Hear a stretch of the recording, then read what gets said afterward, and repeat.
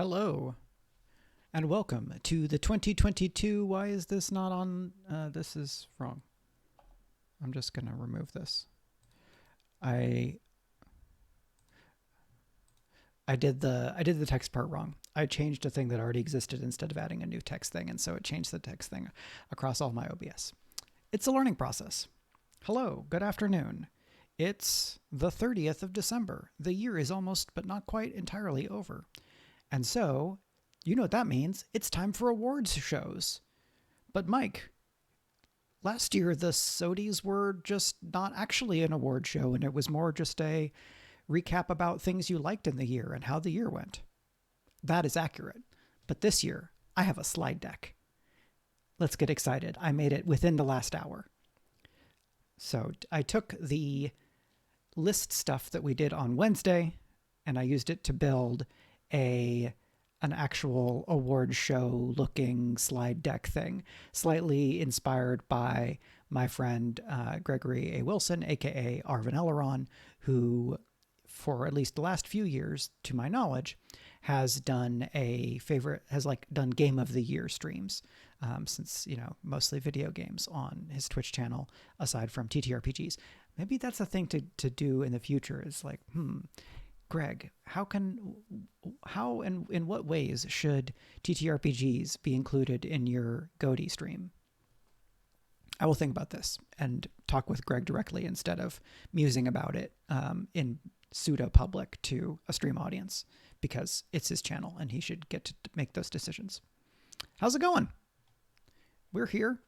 I did not publicize this a lot because I wasn't even sure if I was going to do like an actual award slide deck, but the process of making it was fun.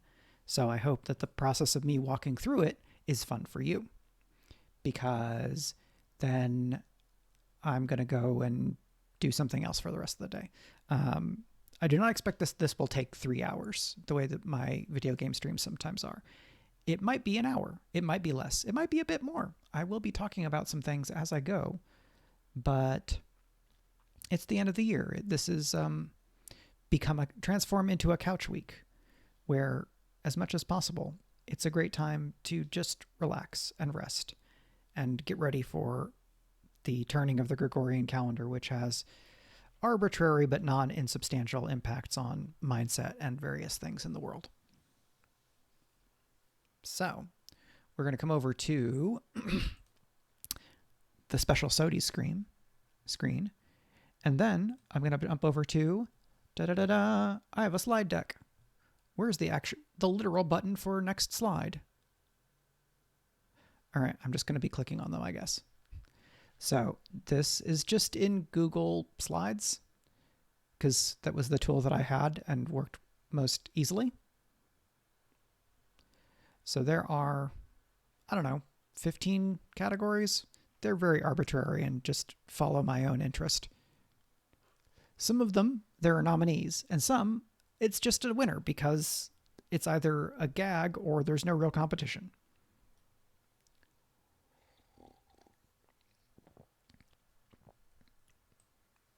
I put those in the wrong order.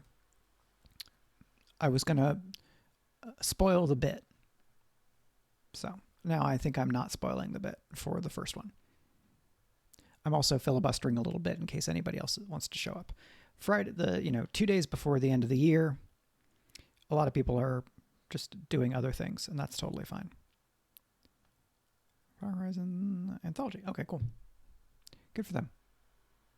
So here we go. The 2022 Stuff of the Year stream. It's an awards show. It's a year in review about my life and career. It's both in one. I am not dressed up. This is a t-shirt. Get ready. This award show is presented by me and sponsored by nobody. It is supported by patreon.com/Michael R. Underwood, subscribers and donors here, and anybody in my life that helps me survive things, which is a lot of people. So first off, thank you to you, the viewer, and everybody who makes doing this fun.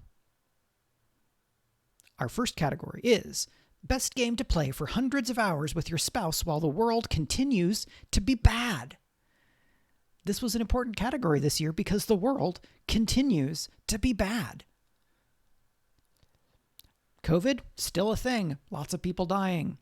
Politics, pretty terrifying. Seemed for most of the year like the less evil party that has some good people would lose power across all of Congress, and that the next couple of years would be especially shitty. And then it was not as much.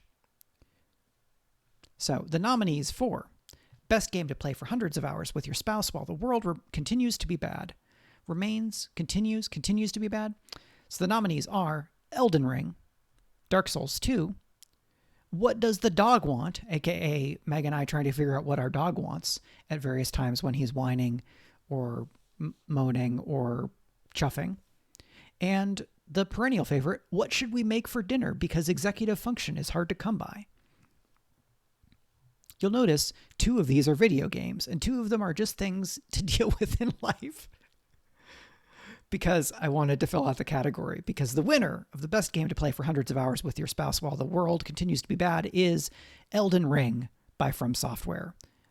This is the first Souls game that came out since Meg and I got into Souls games, because I got us Bloodborne several years ago, and she played it some and I played a little bit, but we didn't super get into it.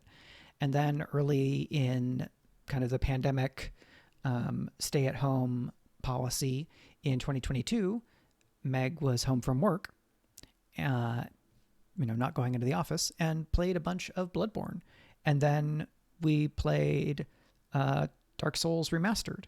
And then we played some more Bloodborne, and so on and so forth, playing a bunch of games through to the release of Elden Ring in February of this year, which we played the crap out of. Meg more so than I, because I play more different video games at different times, including streaming. But it was a wonderful time. We really loved getting to explore and share this world and the game with one another, because I would play sections that she hadn't played, and so we would discover things that she could then see and go investigate, and vice versa. Brief spoilers for Elden Ring. This is like fairly early material, but if you haven't played it at all and don't want to be spoiled, just jump ahead like 60 seconds. There is an area in the lake in the first section of Limgrave where you go and you open up a treasure chest, and it teleports you to an entirely different part of the map, and you're stuck in a cave with enemies that are very tough, and then you get out of the cave and you're in hell because it's Caelid, and there's a big effing blood lake that will give you scarlet rot, and there's terrifying enemies around, and you have no idea what's going on, and you can't even warp home using fast travel until you get out of that terrible cave and far enough away that it recognizes you as being outside of the cave. I was the person who stumbled into this, and Meg and I were gobsmacked with how terrifying and cool this was.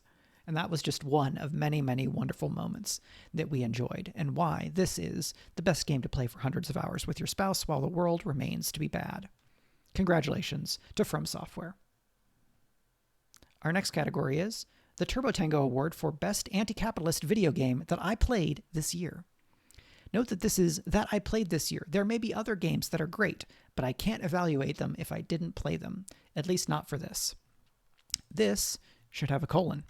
The nominees are Hardspace Shipbreaker, Potionomics, and Citizen Sleeper, each delightfully anti-capitalist their own way.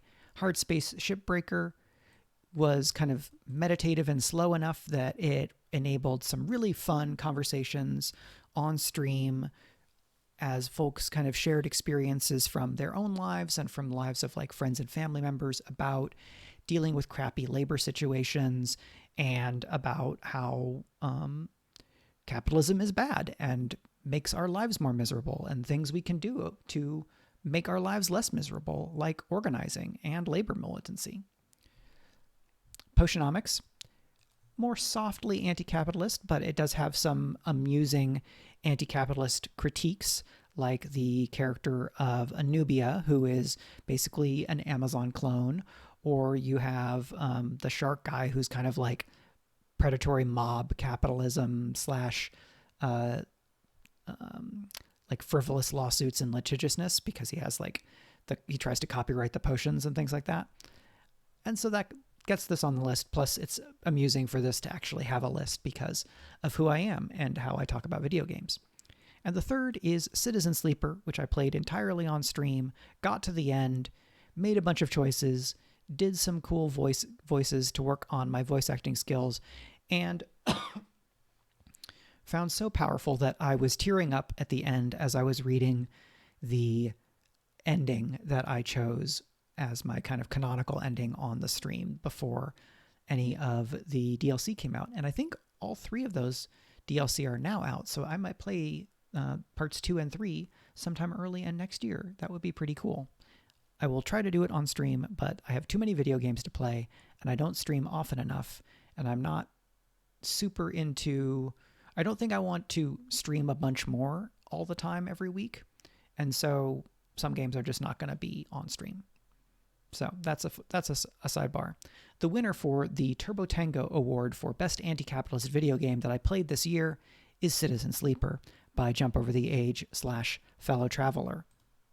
You can tell that I did these very recently and did not proofread it because there was a typo there. So congratulations to Citizen Sleeper, made by Jump Over the Age and published by Fellow Traveler. This game fucking rules. I was so glad to see it showing up on a number of Game of the Year lists in high positions. Understandably, most venues are just... Elden Ring is the Game of the Year. It's the Game of the Year, so gigantic, so anticipated, so beloved, so huge. Some other venues, probably God of War Ragnarok, also anticipated, sad dads abounding, and stuff like that. Citizen Sleeper kind of also has sad dad, or no, Citizen Sleeper does Citizen Sleeper have sad dads? Sad uncles, sad, terrible men. Elden Ring has a sad dad, at least one sad dad, probably several sad dads. The story is slightly opaque, and what I loved most about it was not as much the, like, what if this was an epic fantasy novel story? So, Citizen Sleeper, amazing game. Great writing, really strong world building, cyberpunk without falling into the like cliche or toothless versions of cyberpunk that I often see or often have seen in the last decade or so, where there's really no punk. It's just in the future, capitalism will be more capitalism and people will just deal with it. This game has something more to say about community and identity and disability and other stuff like that. So good job to Citizen Sleeper. Everybody who worked on that. I'm so excited for whatever Gareth Damian Martin, the lead designer, wants to do next. I hope that they're able to build on the success and do something next that is even bigger and weirder and more and like bolder in terms of like, here's what I want to say, and I'm going to say it the way that I want to say it, and hope to find an audience. Because in the face of ever mounting bad things, which I will not dwell on too much because that would become its own whole stream, I have been taking solace in the idea of make the weird art that you want to make, because making it will make you happy, making it will connect you with the community that you want to spend time with, and that will make you a better artist and a happier human. And wherever you have the luxury of doing so, make your art without having to spend as much focus on whether that art will sell to enough people to make a specific type of income. Because it's very, very hard to make a good living as an artist unless you are one of the 0.1% most financially successful people who do any given art form, because capitalism. So I'm very glad that Citizen Sleeper found an audience and resonated with a bunch of people.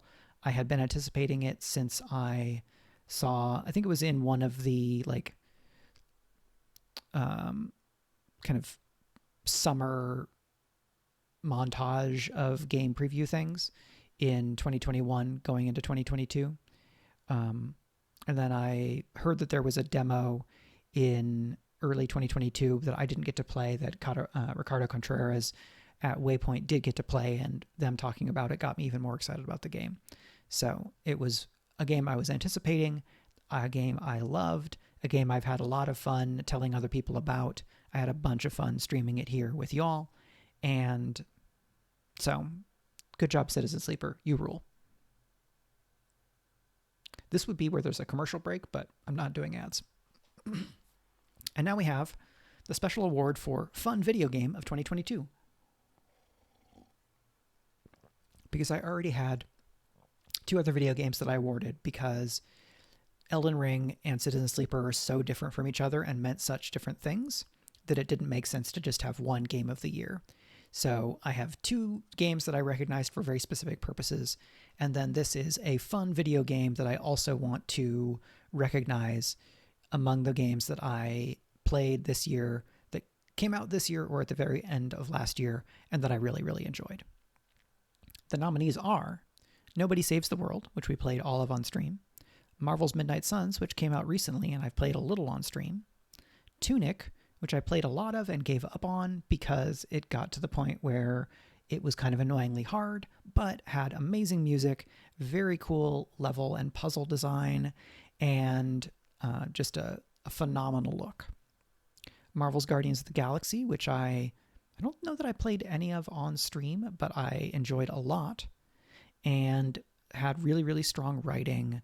It was some of the most fun I've had with a comic book video game in some time, though I also really enjoyed the Miles Morales video game, the Spider-Man Miles Morales, that was like almost full game DLC for the Marvel Spider-Man game that Sony put out a couple years ago. Marvel Snap, which is a mobile game that I played a lot of just on my phone, right here. It's a great game to fit into other things that you're doing with your day because the matches are so short. And the randomization element in the zones that you're trying to control keeps the game fresh because you're always having to some degree or another, adjust how you play based on which locations are showing up in the game. And that's a great element. I appreciate that the monetization on the game is not especially exploitative. I might be happier if I could have just paid $20 for the game and never had to pay money to buy gold to then use gold to buy other things, but I understand that they need to make money. And I would not be still playing it if it were as exploitative as some other kinds of games, like something that's more like bog standard gachapon, roulette kind of stuff. And then the last nominee is Cult of the Lamb, which I played almost all of on stream and quit because the last boss was annoying. And so those are the nominees for Special Award for Fun Video Game of 2022, and the winner is Nobody Saves the World. This game did such a great job of making grinding and unlocking the different kind of forms really pretty fun.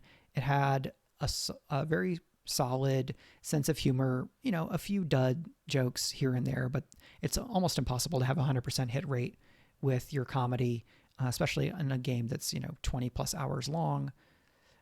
Some of the stuff was very predictable. Doesn't matter. It was very fun, had a good feel, and I had a lot of fun sharing it on stream. So good job, Nobody Saves the World. That is, I want to I'm just going to remind myself, Drinkbox Studios. Good job. So congratulations to Drinkbox Studios. Thank you. You made a great game. I enjoyed it a lot. Next, my favorite SFF book that I read this year. I read a lot of things that were not science fiction fantasy novels this year. I read some comics. There's a comic on here. It's fine. Don't worry about it. I read a lot of romance books. I read a lot of TTRPG things. Like I got Tal'Dorei Reborn as a holiday gift. So I'm trying to learn the world of Exandria enough to run games in it because I have not watched hundreds and hundreds of hours of Critical Role. It is hard for me to watch really long, high numbers of actual plays. I sometimes have a little bit of an easier time listening to podcasts, but Critical Role, they do so much embodied performing that I would want to watch it. But I can read the Tal'Dorei Reborn book, and I can read Explorer's Guide to Wildemount, and I can get a lot of that material. And so that's that. But my nominees for favorite SFF book that I read this year, Legends and Lattes by Travis Baldree. This was the high fantasy, low stakes, I think is the kind of tagline. This is about a orc adventurer who retires from adventuring and opens a coffee shop and then kind of builds a community around her in terms of what that coffee shop creates and fosters for people. And there's a strong found family vibe. This book absolutely blew up, partially because it had amazing cover art and partially because there was a lot of early buzz from really prominent kind of people in and around the fantasy book world earlier in the year, including kind of fantasy novelist, superstar and juggernaut Shauna Maguire, who writes super fast and publishes many things and is very prolific and also vocal, very vociferous in her support of things that she likes and wants other people to find out about so they can enjoy. So I found out about Legends and Lattes through the kind of positive response to the cover reveal, and then I read it when it came out in the self-pub version, loved it, bought the paperback version that Tor has put out, and I look forward to rereading it. Jasmine Throne by Tasha Suri. This is the first in what I believe will be a trilogy from Suri that is kind of epic fantasy, very specifically and deeply informed by South Asian kind of nations and culture and history and mythology. Kind of Suri drawing on her own cultural background. Meg, I had heard about this book. Meg read it first, talked about how much she loved it, and so I read it. Meg has read the second one now. I am in the process of reading the second one. The third one is not yet out. It is probably one of the best epic fantasies that I've read in a number of years. It's up there with The Unbroken by C.L. Clarke, Savage Legion by Matt Wallace, and other things like that. So big recommendation there. Far Sector by N.K. Jemisin and Jamal Campbell is a original graphic novel. It's a DC graphic novel about a Green Lantern with like a very like a special different Green Lantern ring on a like far away space opera megalopolis, ecumenopolis kind of world city with three major distinct from one another sentient species as like the majority cultures and a strong like murder mystery plot line. That one was really cool. Amazing work. I'm hoping that Jemisin will get to do more comic stuff in the future. And Jamal Campbell's art and like setting design in this and character design is just stunning. So great work there. I've not been reading as many comics as I think I mentioned on Wednesday, but I've had a pretty good hit rate this year in the things that I have gotten to because I'm largely reading based off of recommendations.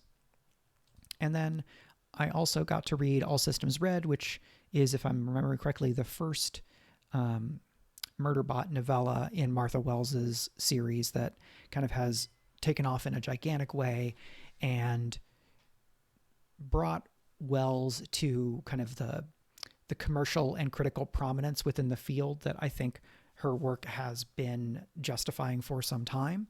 But publishing is not a meritocracy, and you just have to keep working and keep working and keep working. And All Systems Red was the right book at the right time. It's very, very good. It would not have created this groundswell if it were not excellently written. But being good is not enough for a writer to become hugely successful on its own. But I'm so delighted for Martha that the series has taken off. once I got to read it, I had a much clearer understanding of exactly why that character had been so prominent and sticky for a lot of people in terms of being unforgettable and really compelling. So again, this is not a best. This is my favorite. My favorite SFF book that I read this year is Legends and Lattes. I like a good drama. I like stuff that, digs into social and political issues, but with the world continuing to be very bad in lots of ways, Legends and Lattes as a cozy, kind of heartwarming book was an absolute delight. And I'm very glad to have gotten to read it. I delighted kind of being sort of on the earlier end of the range of people who read it, like as it became super popular. Bragging rights is sometimes fun, but mostly I'm glad that a lot of people have loved it and that it seems to be a big success for the author, Travis Baldree, who genuinely seems like a pretty cool person. So great job, Travis. Good job to Tor for picking it up. I'm going to look up that cover artist because they also deserve a shout out. Tell me who the cover artist is. All right, Carson Daniel Lowmiller. I'm just going to put that into the chat. The art is in this person's portfolio, so I sure hope that this is the right person. The name sounds right, but this cover rules. Because you get just a little bit of an element of flirtiness based on the way that they're positioned and the curl of the tail on the bicep. Strong orc lady, very good. We love to see it. Cute tiefling, we also love to see it. All of that, very good. All right, next, my favorite romance novel that I read this year. I read a lot of romance because romance, people talk about, romance is formulaic. Yes, that's good. Going into a book knowing that you're not going to have your heart broken, at least in a specific way, going into a book knowing that it's going to work out, even if it doesn't work out perfectly for everybody, is a very powerful thing. And certainty in aesthetics in terms of your expectations and what you can hope will be delivered and what then is delivered is really powerful. Not just in romance. Let's look at any number of subgenres where fairly predictable stuff using familiar tropes is hugely popular because people they get what they wanted from the thing. And so that's cool. I like writing stuff that is new and different, at least in some ways, most of the time. But as a reader, I also appreciate stuff that does exactly what it says it's going to do and does not pull the rug out from underneath me. So the nominees for this category, and these are mostly books that came out this year, but it's stuff that I read.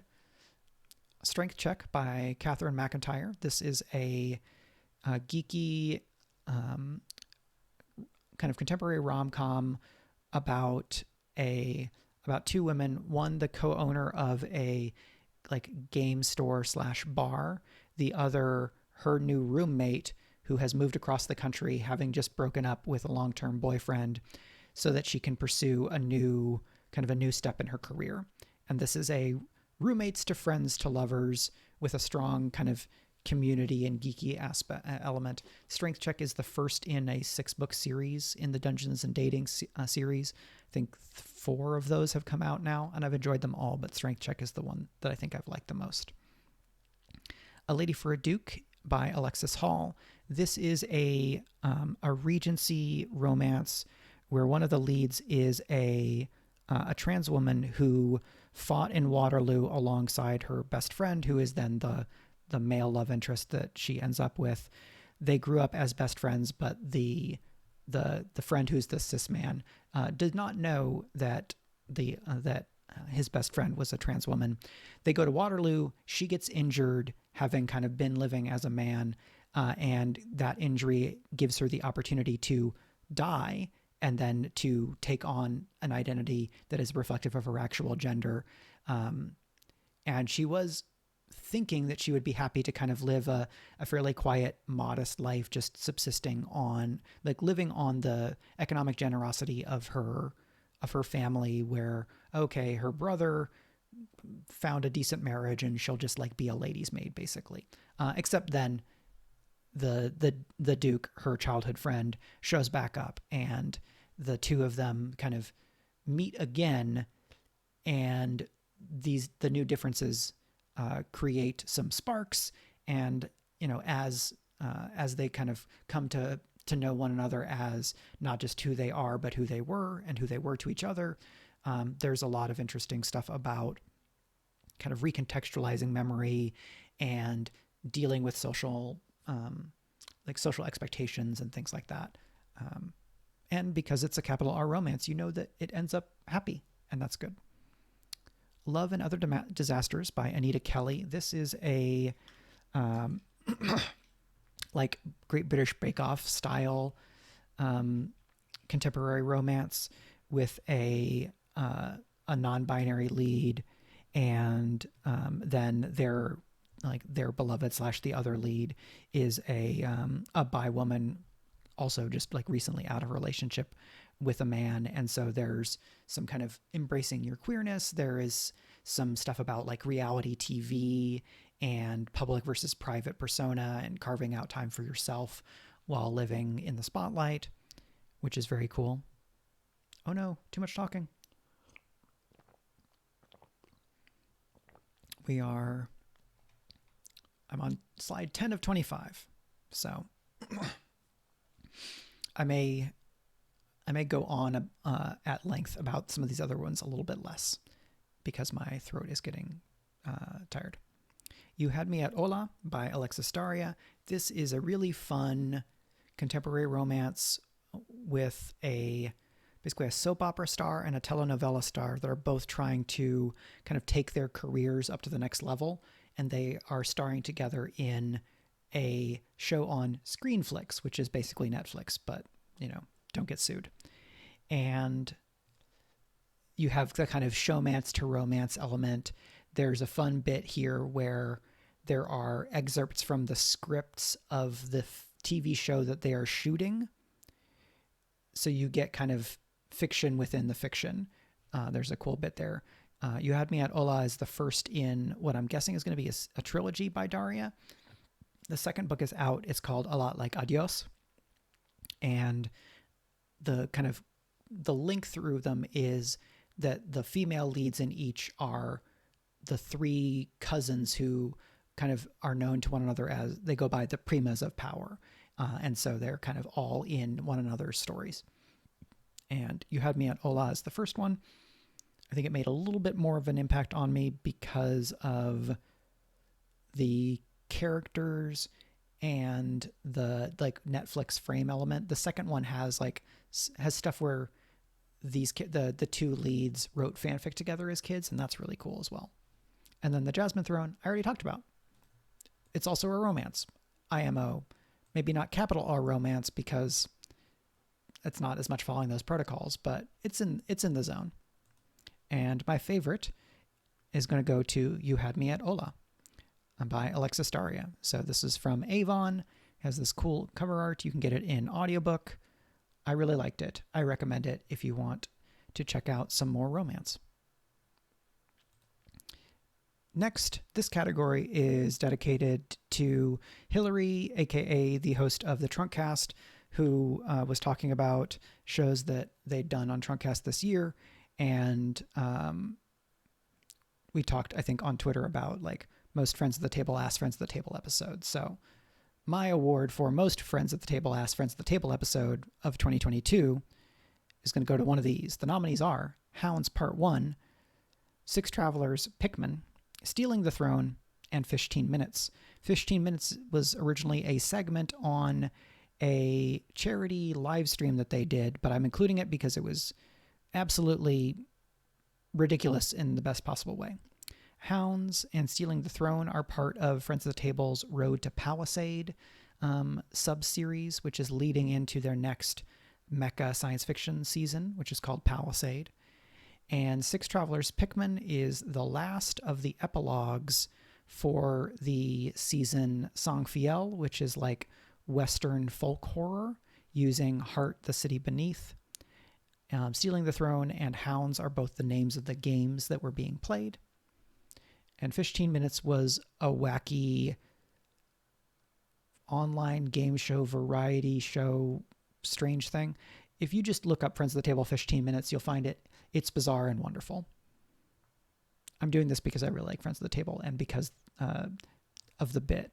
So my favorite for most Friends of the Table Ask Friends of the Table episode is Six Travelers Pikmin, where they start the epilogue and then pick an entirely different tabletop role-playing game to play and just go to absolute wild ends with a massive tonal shift and a big recontextualization of important characters, which kind of shows off some of the things I like the most about how Friends of the Table makes their shows. And now the honor roll of cool actual play shows I enjoyed this year. I'm going to put this down here because that looks slightly better. I'm not going to give a best here because these are all different and I love them in different ways. So the honorees are Lord Blackbird by Queen's Court Games. I don't know that Lord Blackbird was produced this year, but I watched it this year. It's the kind of first thing that I watched a lot of from Queen's Court Games, having kind of noticed them in the actual play space and then getting to chat with Aaron and V, two of the kind of the co-hosts, and excited to see what they're doing and what they're doing in the future and kind of honing in on what I like about the different things that they do. Running Feywild is a D&D 5e series by Nat One Fun, GM'd by Dan Munoz, who I met at Big Bad Con. And then so after Big Bad Con, I went and looked up Running Feywild, which is, it takes the players are playing characters who are from Earth, who then get transported into the Feywild for a story that is very much like the Wild Beyond the Witchlight module. And there's fun character art. There's some very cool meta storytelling about people getting into D&D and the degree to which tabletop RPGs can be more or less important for people and family relationships and stuff like that, which is cool. City of the Black Rose is a kind of fantasy noir series by Three Black Halflings. And I like whenever somebody can kind of do a genre, like a twist a genre or a genre transposition with more traditional fantasy. And Mavros, the City of the Black Rose itself, is a very interesting setting where the magic stuff is all really important, but it's put through a different framework. This is also the year I got into listening to Three Black Halflings overall. They do both actual play shows and kind of discussions or interview shows. I've listened to more of the latter because I already engage with a lot of actual play shows. But that one is the favorite bit of actual play that I've listened to from Three Black Halflings so far from this year. Time Watch was a miniseries that the Glass Cannon did for the Game Garage series, GM'd by Jared Logan, playing Time Watch from, I believe that's Pelgrane Press, right?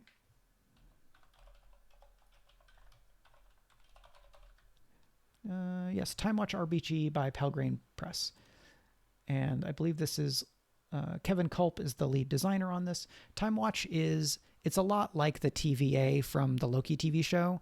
They are kind of time cops, but rather than being part of the carceral state, they are defending the integrity of the chronal of like the timeline. And there's a bit of like, oh, are the people that we're working with doing things in the best way and do we actually support how they're doing things? There's some consideration of that, but really strong performances from three players who kind of solidified the character relationships between those three PCs really quickly and really well. There's at most 12 hours of this show, and it really felt like a complete equivalent to something like a television show. So great limited series work by that team at Glass Cannon. And then the last one, this is the most popular of all of these by like 10 orders of magnitude because Critical Role is a gigantic juggernaut. But I watched more of Calamity than anything else in Critical Role this year.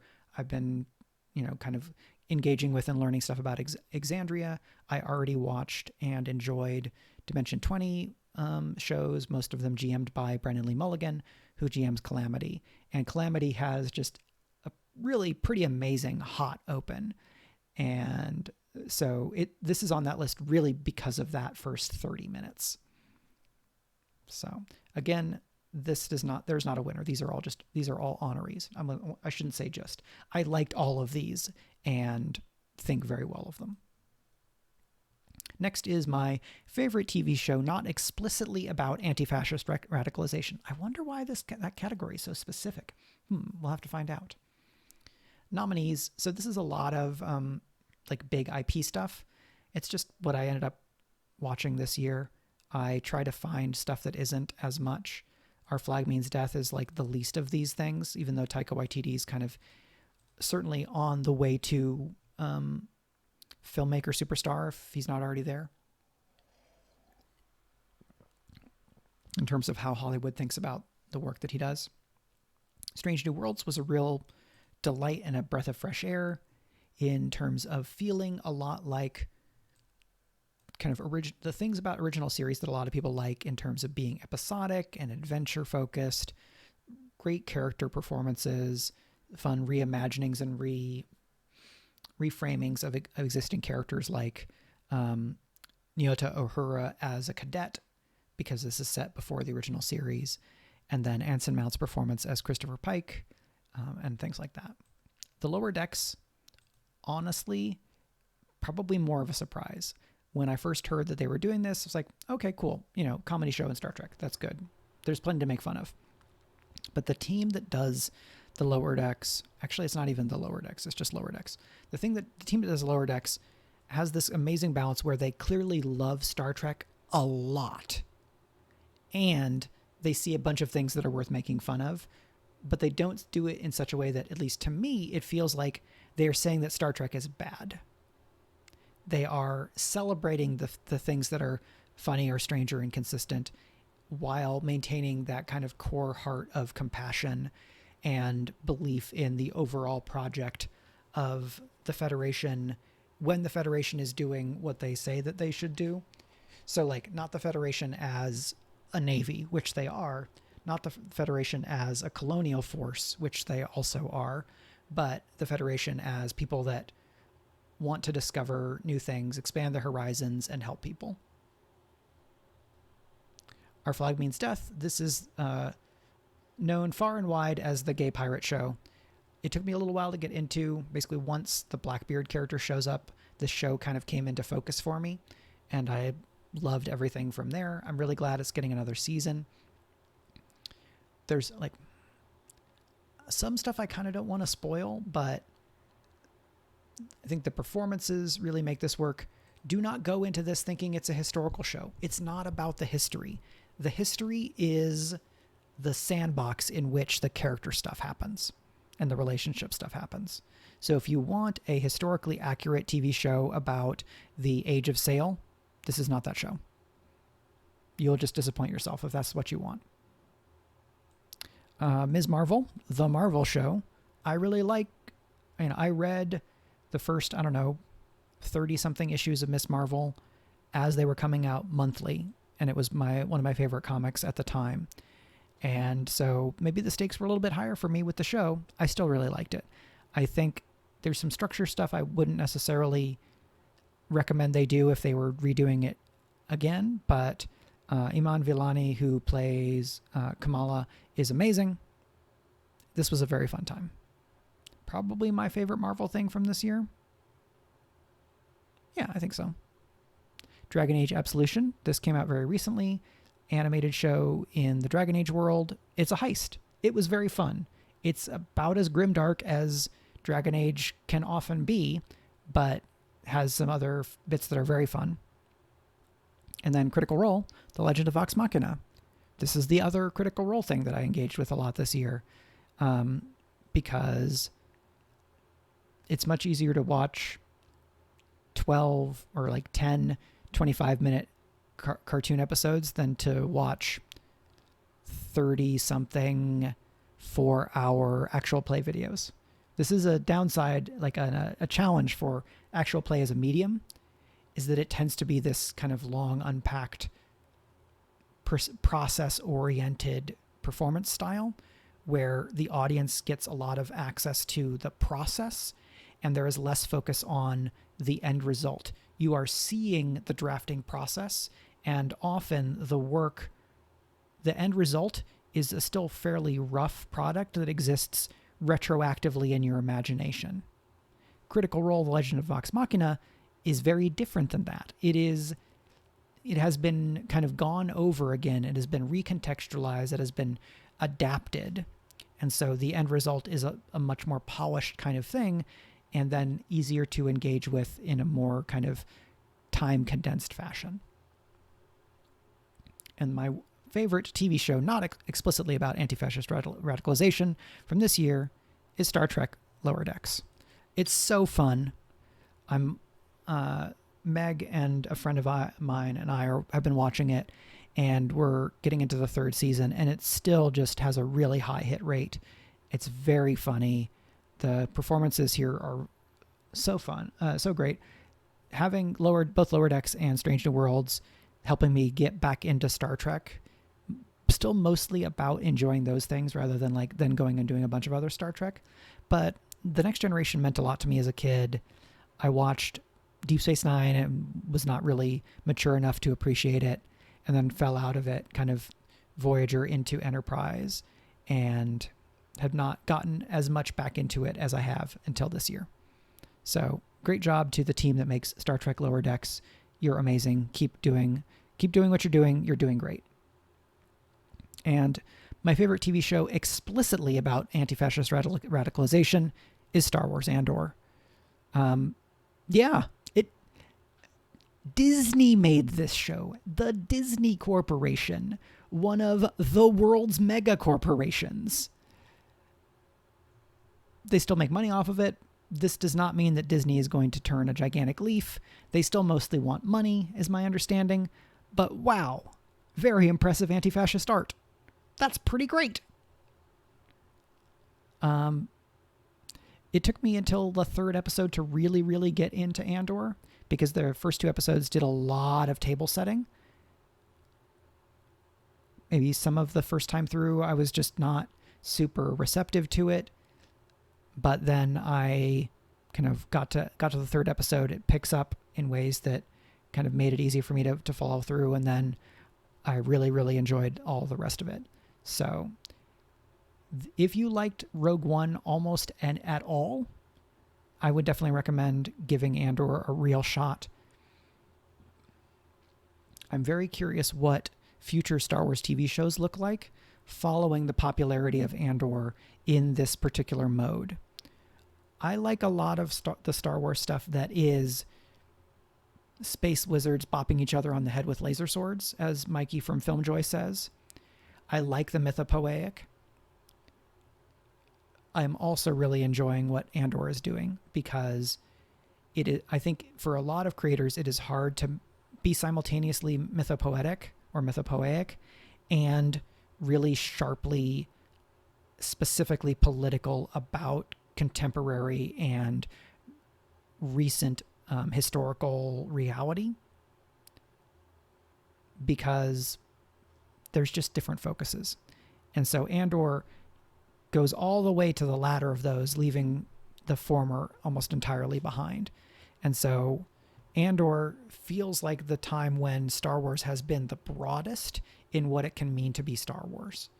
Whereas something like Solo is a heist story, but it was still really bound up in what some people have talked about as like checkbox storytelling of like, oh, this is where this thing happens. This is where this comes from. This is where that comes from. And it's like a lot of things that show up as articles on Screen Rant, or, there'll be some like TikTok or YouTube short that's like, the Easter egg in Star Wars Andor you might have missed. This blah, blah, blah, blah, blah. This camera's the camera that's in the Death Star. And like, that's not important. That's not the important thing in what Star Wars Andor is doing. Huge shout out to A More Civilized Age, a Star Wars podcast hosted by Rob Zachney, Ali Akampora, Austin Walker, and Natalie Watson, who are largely Waypoint alumnus.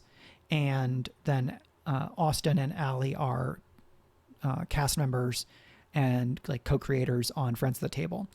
Their coverage of Andor has been amazing. I am in the middle of listening to their episode about the season finale, and then they have at least 2 more shows about the season of Andor that include like interviews and discussions with other folks that are like not part of their core cast. So watch Andor first, and then you can go, and then I recommend going and listening to A More Civilized Age's episodes on the season. Next, we have the special award for favorite film for my writer brain. This is the movie that delighted the part of my mind that is a writer the most.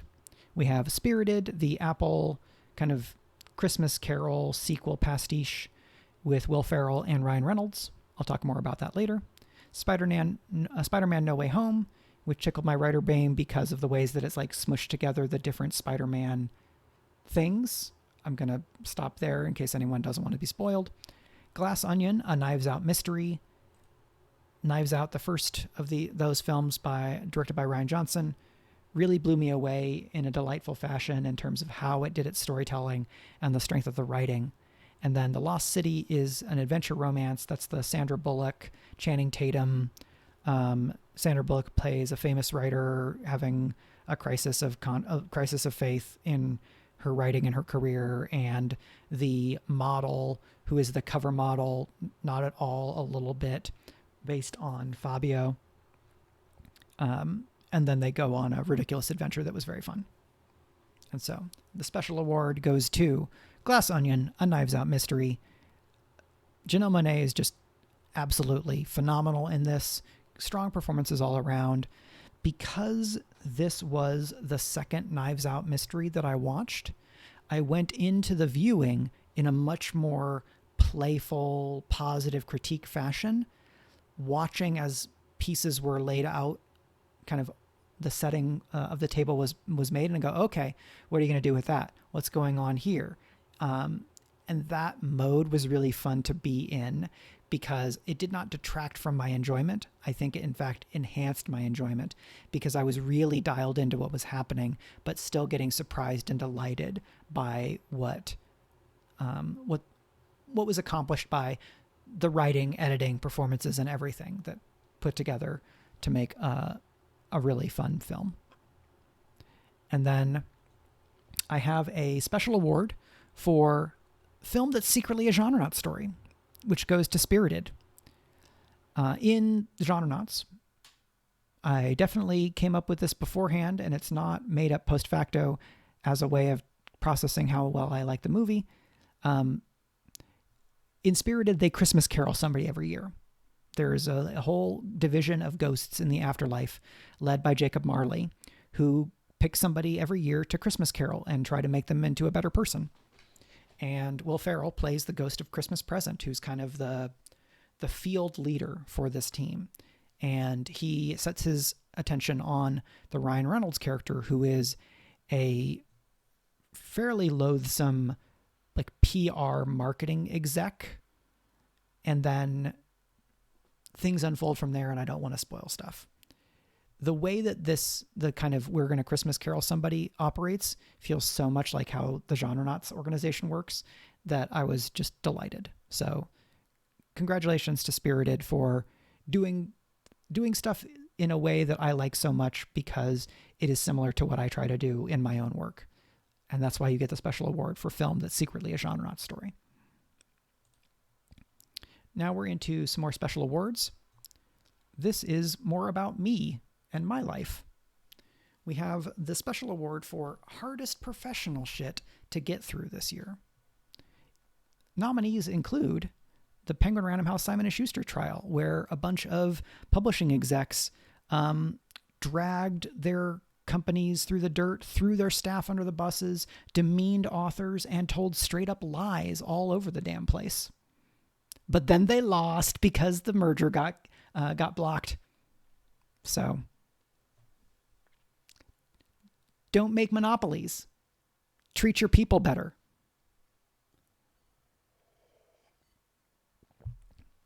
Shout outs to the HarperCollins Union.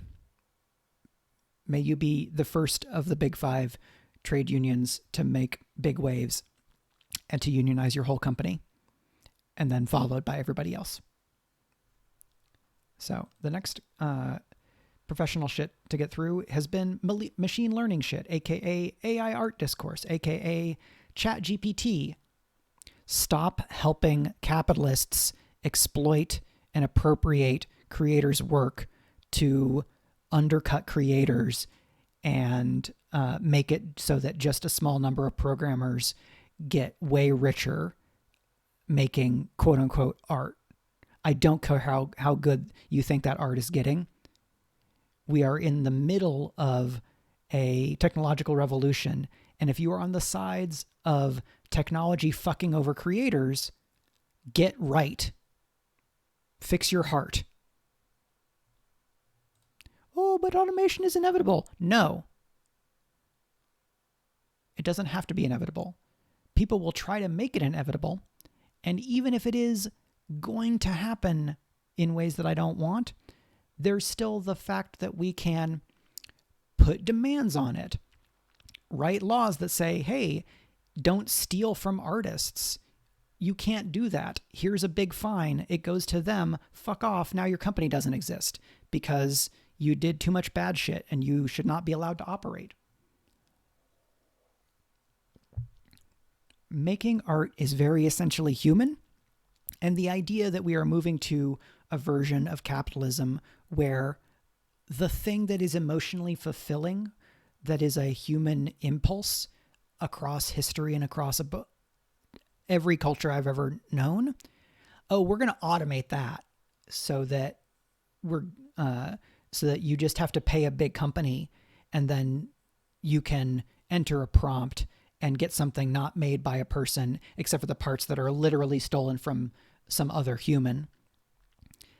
But then you're going to have to keep on working 70 plus hours a week in order to be able to afford rent. That's the worst possible version of what technology can do for us. Let's do better. I know we can do better. I'm going to actually move this to the end because, spoilers, this is the winner. This whole category is kind of a way for me to talk about shit that was hard to deal with this year. So, remembering how to human at a convention. I had not been to a convention in person since January 2020 when I went to Big Bad Con in October. And it was very hard to be around a bunch of people, even though everyone was very, very good about wearing masks, because the most I'd been around a bunch of other people inside since March 2020 was at the grocery store trying to shop as quickly as possible and being frustrated at a lot of people not wearing masks. And so it was very difficult to get back into the groove of meeting people and making connections and paying attention to subtle social cues and making sure that everybody is comfortable and finding places and opportunities to connect without kind of running roughshod over people's boundaries and all of that stuff that I used to do all the time because I was going to 5, 6, 8, sometimes more conventions a year. And it was hard to get back into it. I feel like I got there, but I am probably not going to be going to as many conventions in the next couple of years until COVID is like all the way, until COVID is less dangerous for people broadly than the flu. I probably just won't be traveling as much, especially like the flu this year is very bad. Plus RSV. So that's rough. This is probably the least hard thing because while it has been hard, it has been very satisfying. Starting a new career as a professional GM.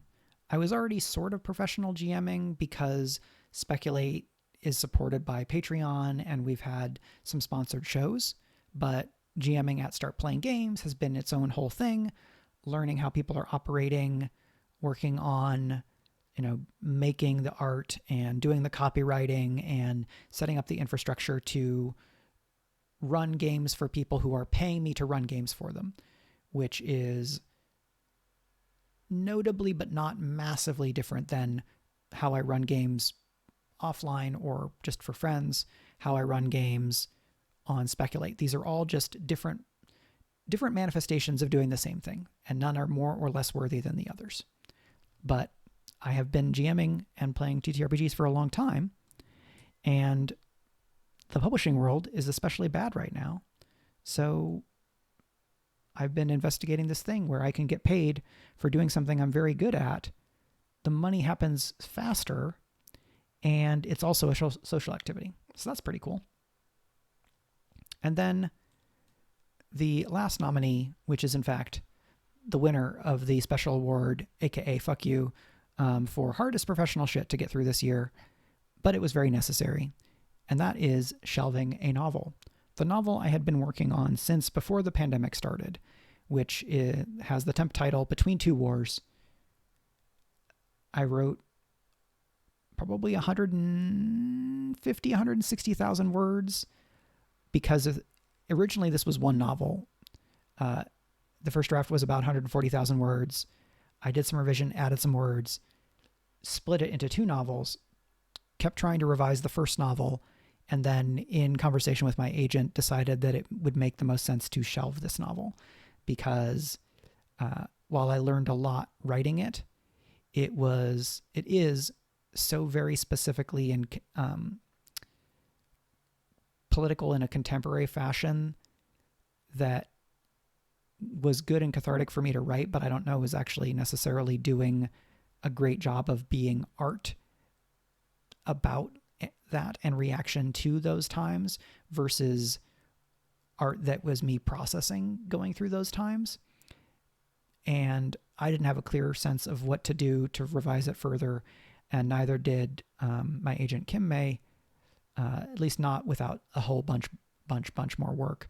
And so instead I'm working on other things, but it was really hard. That I put just a huge amount of time into this project through very hard times in life, early pandemic, early mid-pandemic, mid-pandemic, late mid-pandemic. I don't know when we'll actually say that, when we will be really and truthfully and compassionately post-pandemic, because we're not there yet. So I learned a lot writing this book. I hope to come back to it. I am trying to let myself expect that I will not come back to it and that I will just keep moving forward and doing other things because I am a many ideas person. I like finding and doing stuff that is new and different, but maybe I'll come back to it. I still have learned the lessons that I learned writing it and trying to revise it. And so in that way, that work was very worthwhile. And I am grateful for what that project has meant to me, but boy, was it hard. And that meant setting it aside was both easier and harder because of all of that.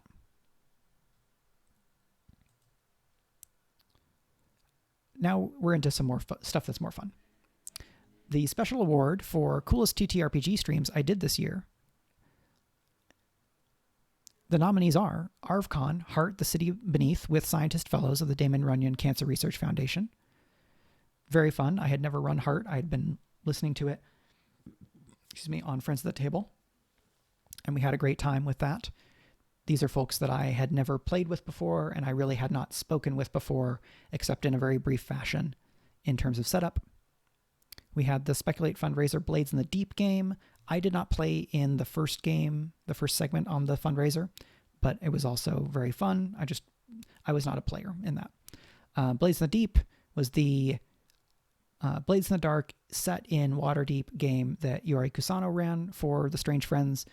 And we had a whole bunch of fun. the Speculate Porter's Day special of Lasers and Feelings that I ran in a similar to but legally distinct from Star Trek setting. Court of Blades Valorword, the series that I'm currently GMing for Speculate. Girl by Moonlight Fractal Spire, the game that Brandon is stage managing, that we are close to finishing up, I believe. Valorword is going to continue, I imagine, for some time.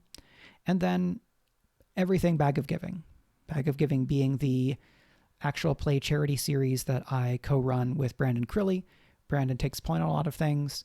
I'm very grateful for all the work that he does. I have not been able to do as much for it as I would like, and I may not be able to do as much for it moving forward, but I'm still very glad to be involved and to do what I can. And I'm very proud of the work that we've done in terms of the shows that we've created and the both spotlight and financial aid that we've been able to bring to a variety of charities across the year. And the winner of the special award for coolest TTRPG streams I did this year is all of them. They all ruled. I don't want to pick a favorite. They were all great. As a reminder, you can support Speculate